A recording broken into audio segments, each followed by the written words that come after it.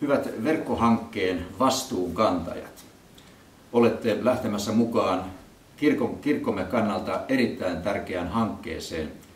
Elämme maailmassa, jossa yhä useammat hakevat omia mielikuviaan kirkosta nimenomaan verkon, internetin, sosiaalisen median kautta. Se on myöskin kirkolle mahdollisuus, joka meidän pitäisi parhaalla mahdollisella tavalla osata hyödyntää. Oman valmentautumisenne aikana joudutte pohtimaan monia kysymyksiä siitä, millä tavalla tämän tehtävän parhaalla mahdollisella tavalla osattaisiin hoitaa. On tärkeää, että me muistamme, miksi kirkko on olemassa. Itse olen monesta suunnasta kuullut viestiä siitä, että meidän pitäisi vähentää puhumista kirkosta ja puhua enemmän itse asiasta, siis siitä, miksi kirkko on olemassa. Ja jos me pohdimme sitä, miksi kirkko on olemassa, niin viime kädessä kysymys on silloin Jumalasta. Kysymys on Jumalasta, kysymys on ihmisestä, Jumalan ja ihmisen kohtaamisesta. Mikä tahansa onkin sinun tehtäväsi tässä verkkohankkeessa, niin haluan vakuuttaa sinulle, että olet tärkeässä tehtävässä.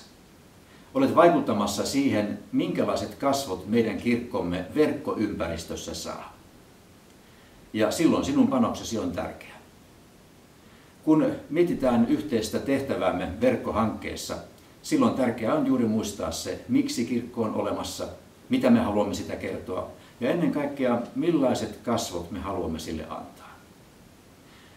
Olisi tärkeää, että meidän kirkollamme olisi rakastavat kasvot, lempeät kasvot, hymyilevät kasvot, mutta myös sellaiset turvalliset kasvot, jotka tarpeen tullen myöskin muistuttavat siitä, mikä elämässä on tärkeää ja mikä on oikeaa.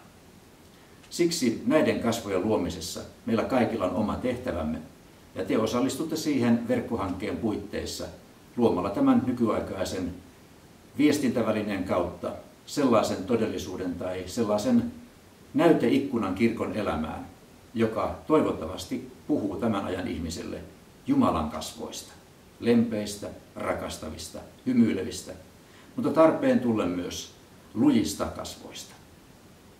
Hyvät ystävät, olen iloinen siitä, että tällainen hanke meidän kirkossamme on lähdössä käyntiin. Sitä on paljon jo valmisteltu, sen tähtäyspisteet ovat tavattoman hyviä, ja nyt sitten on aika lähteä toteuttamaan kaikkea sitä, mitä on suunniteltu. Paljon kysymyksiä tulee vastaan, kaikkia emme voi tässä vaiheessa edes tietää, mutta joka tapauksessa saamme luottaa siihen, että hyvällä asialla olemme, kun olemme puhumassa ja viestimässä siitä, mikä on Jumala ja mitä asiaa hänellä meille on.